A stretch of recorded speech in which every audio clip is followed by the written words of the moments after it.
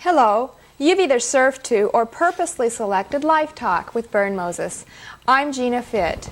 Bern, last week on the show we were discussing some very interesting things, and as a matter of fact I've received some letters from our viewers, and I'd like to read part of one to you if I may. Please. This is from Cliff, and he says, in surfing the programs available last Friday, I became very interested in your program, keeping in mind, of course, that in my surfing, I paused for only perhaps 3 seconds. Didn't have much chance, did we? Nailed him, though. Well, it sounds like he listened a little longer. That's right. I entered the goal-setting phase that directly led to your 4 lines of A, B, C, and D.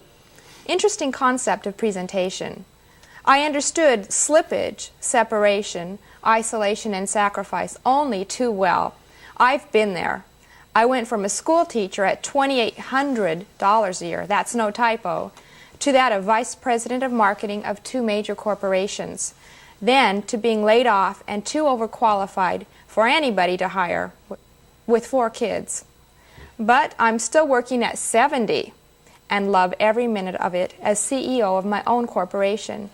We still set goals to pursue, and even sometimes catch ourselves chasing chickens in the corn patch. I remember that analogy. He goes on to say, I truly loved your program and plan on being an avid attendee. And he asked a question, I think it might be a real good idea for us to address this with our viewers. Assume I managed to accomplish reaching the top of this inclined plane of time and energy and find success. But knowing that success is never forever, does my next step drop me back to the A line from which I began? When I tune in next Friday, perhaps the shadow knows, and he is Moses. But will he tell? Yeah, we'll work at that. That's interesting. Yeah, it's time to review, and as a matter of fact, we can't delve into this too often and too deeply. Goals and the language that surrounds them should be an integral part of our life, and to understand more about that. And so, yeah, as a matter of fact, this past Saturday, I did an interesting essay, a seminar for a group of people at the Sterling Hotel. And I asked this very question. In fact, let's start right from scratch with it. Great. I drew 4 lines on the chalkboard. There was a line A drawn this way, as you see. And then there was a line B, and line C, and line D. And I asked everyone there, and it was a sizable audience, which of those 4 lines most closely represent your feelings when you think about establishing a goal, or just thinking in terms of them. And we asked everyone there to quietly pick which one was applicable. And there's no right or wrong answer. It's just a matter of a perceptual thing. Yes. And you remember the first time we did this, I believe you picked C. C, as yes. did the vast majority of the people in the audience Saturday.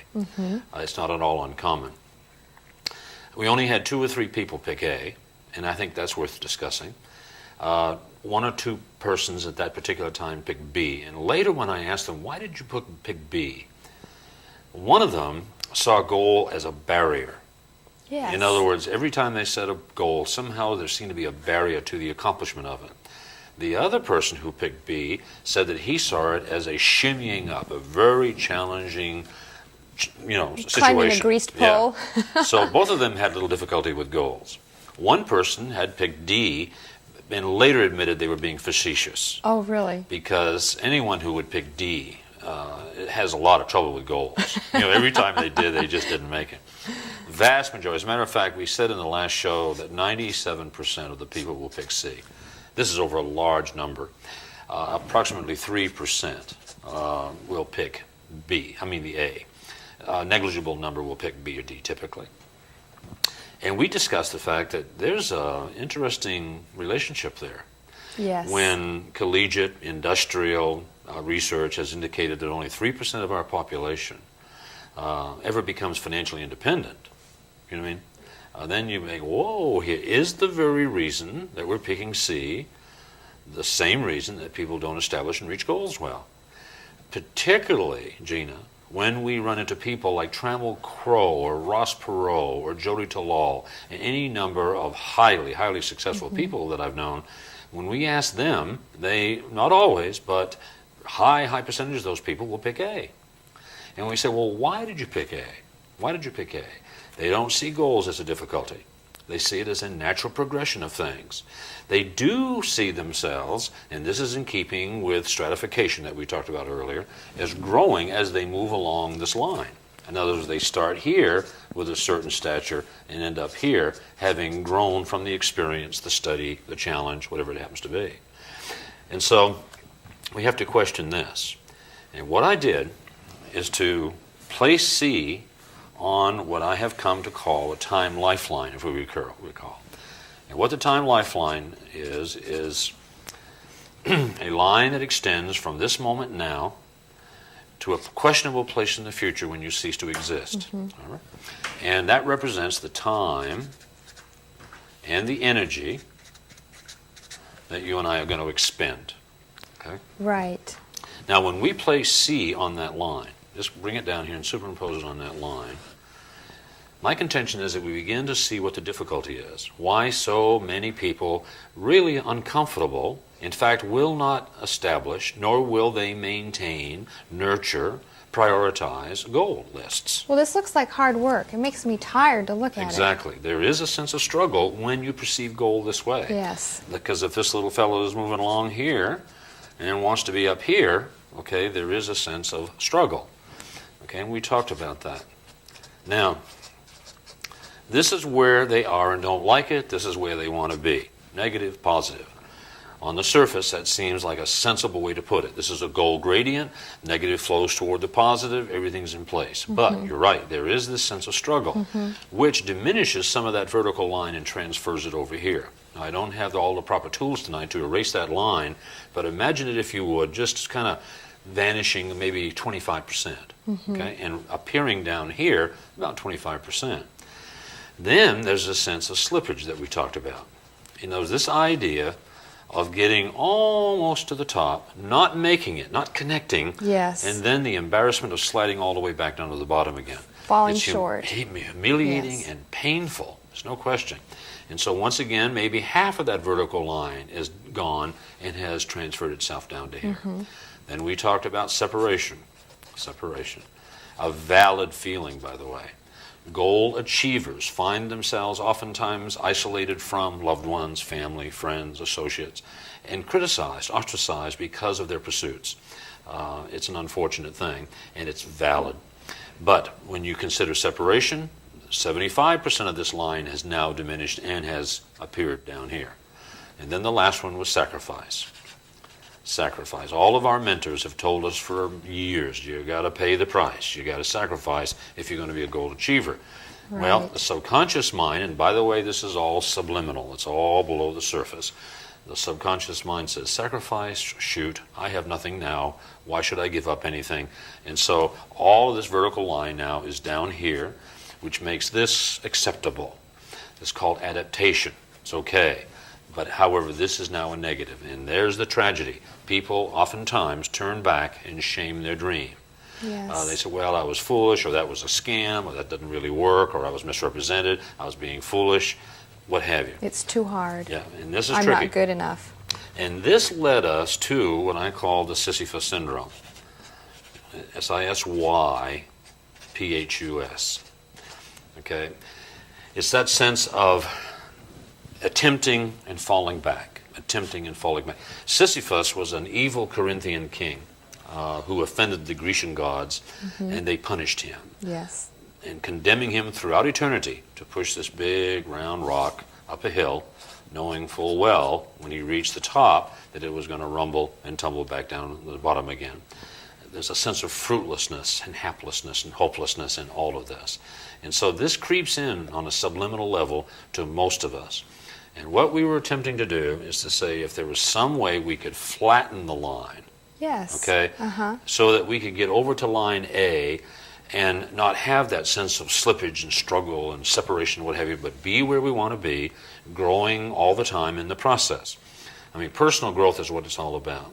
In other words, you really can't diminish the size of the mountain, but you can increase the size of the person. What an interesting concept. Yes, and this is essentially what this is about. Now, one thing true, this is only an illusion. This is of the subconscious. Doesn't mean any of this is true, but it's true enough to the subconscious mind to cause these feelings which cause inactivity, and people are not pursuing effectively. Too many people, Gina, with huge capacities, marvelous potential, reach 40 and 50 and 60 and 70 years old in almost a state of despair, quiet desperation, saying, my God, you mean it's almost over and I haven't accomplished, I haven't done, I haven't been, I haven't seen, you know what I mean? And it's a tragedy. These things should be implanted in the young minds of our country and our world, and I mean, it's incredible what could be accomplished if we could just get through this stuff. You know, that's very interesting. I was speaking with a friend of mine the other day who's very successful in business. He's playing in the NFL currently. And he mentioned something to me I think falls right in with this. He said the pain of change is never as traumatic or as overwhelming as the pain of staying the same. Oh, exactly. And so when I look at this, the pain of change maybe really could be a positive if we saw it differently, if we changed our perception of what it means to grow. Instead of it being difficult. Exactly. Maybe it could be exciting. Yeah.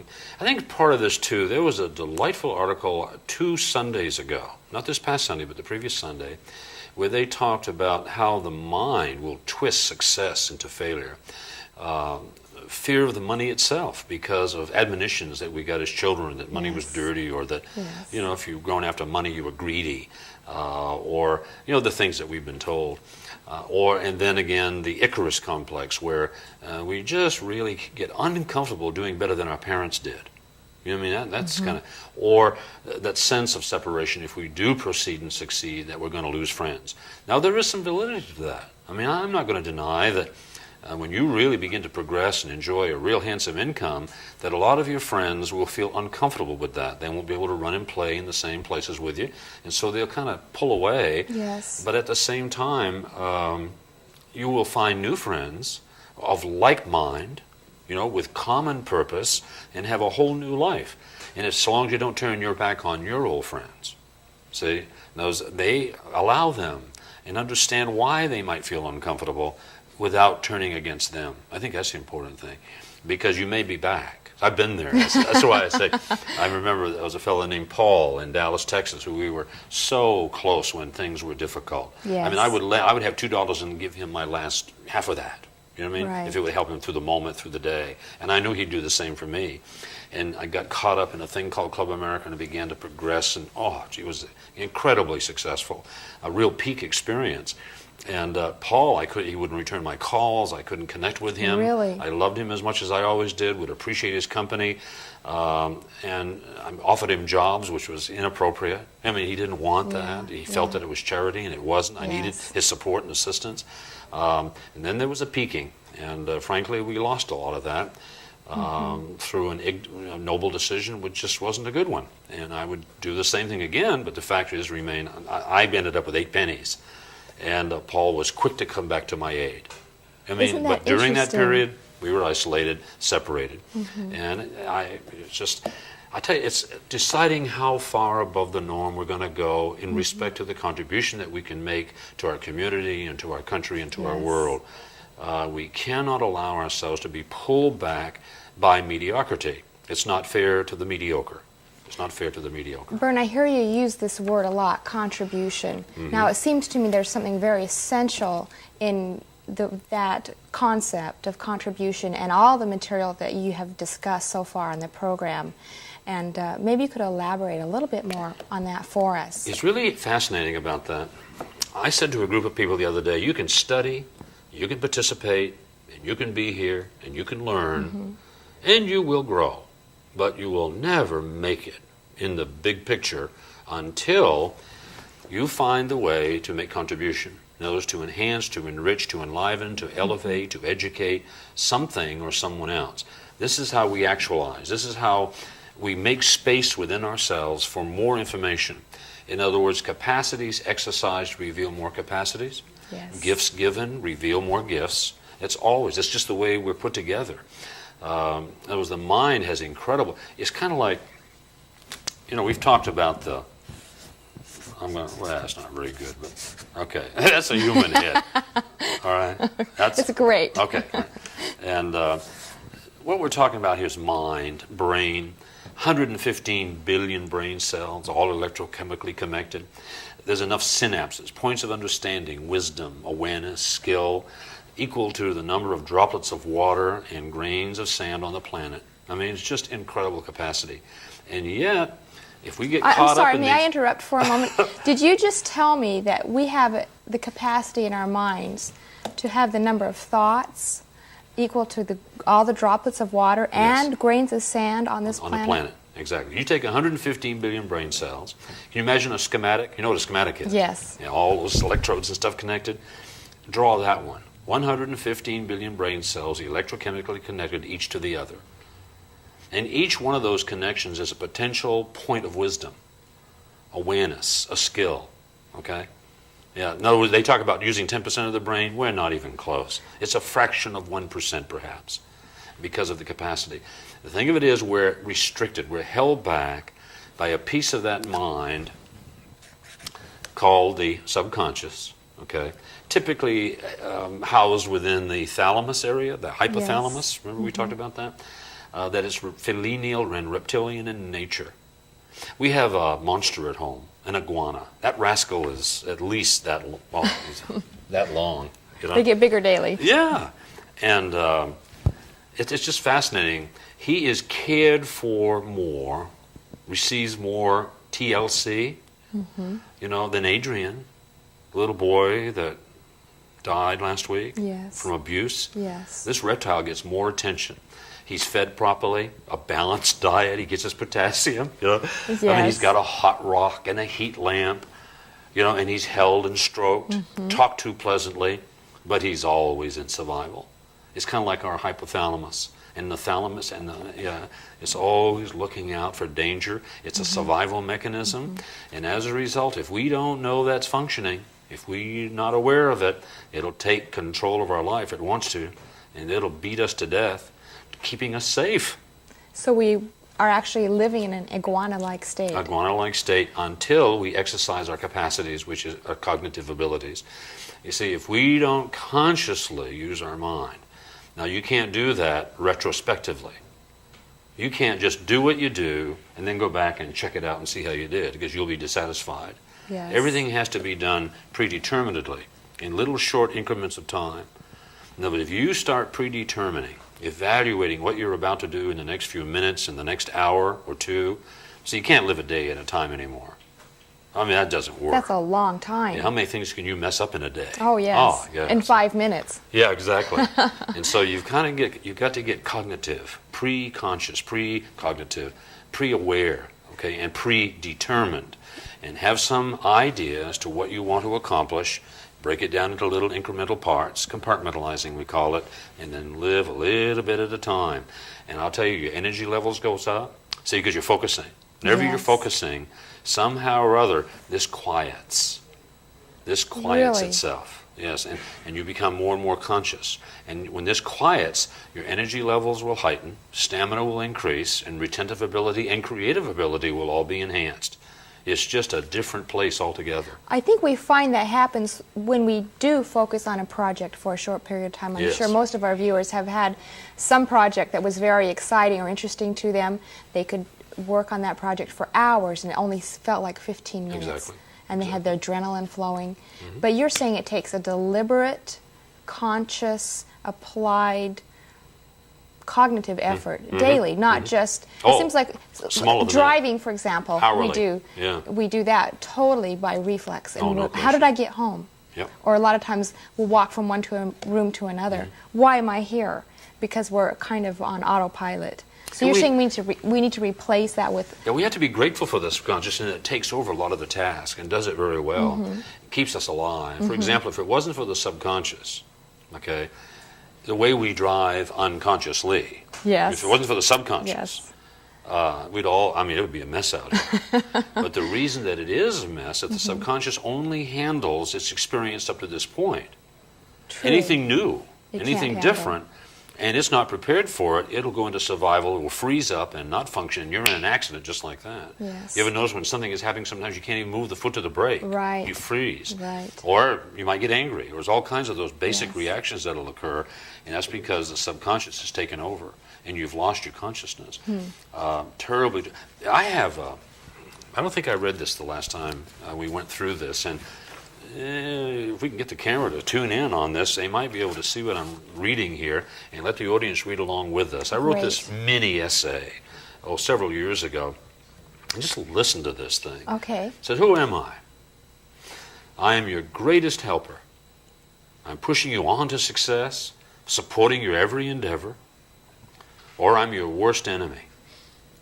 I'm holding you back, pulling you down, and doing everything I can to keep you right where you are. Yet I am subject to your authority. Most of the things you have to do can be turned over to me, and I'll take care of them automatically and efficiently. I'm not a machine, yet I work with the power and the precision of one. I can be as ignorant and indolent as a lower life form." Remember what we just said? Yes. "If you understand and nurture me, and if you're firm and persistent with me, if you'll only direct me consistently, I will leave the world at your feet. But if you remain unaware of me, ignore me, or go easy with me, I'll undermine any hope you might have for achievement and enrichment. I can, and probably will, keep you alive longer than you might want to be, since I don't care about your illnesses, pains, failures, and despair. I'm only interested in existing, in surviving. If you want to thrive, you're going to have to convince me that whatever it is you want or wish to do to get it is not going to threaten my continued existence. I've been in charge of your life and body for a long time. For me to diminish or relinquish my power over you is going to take some techniques and actions on your part that you evidently don't know about or haven't bothered to exercise. You'd better get serious and specific, otherwise I'm just not going to be bothered. So far as I'm concerned, everything is just as it should be right now. But it's up to you. See, who am I? It's your subconscious mind talking to your conscious mind. The servant talking to the master, but a dominant, ignorant, indolent servant that wants things to be just the way they are. And boy, if you start moving off, because if you get an idea, a dream, and you start moving toward it, if it hasn't done it before, no matter how wonderful it might be, if it hasn't done it before, it's going to try to stop you. And we've got to understand that. Now, as you were reading this, I had some very interesting questions come to my mind. First of all, you said that we need to change how we relate with our subconscious mind. And I've heard people mention before the value of doing what they call a positive affirmation, or writing a list of things down that you repeat to yourself that goes into your subconscious mind, like I am whatever it is you're trying to accomplish, and you see yourself in the present in that state of accomplishment. Now, do you think that that is a viable way to educate your subconscious mind? It has to be, because that's what's happened so far. Okay. See, all of us, you and I, everyone viewing, is a product.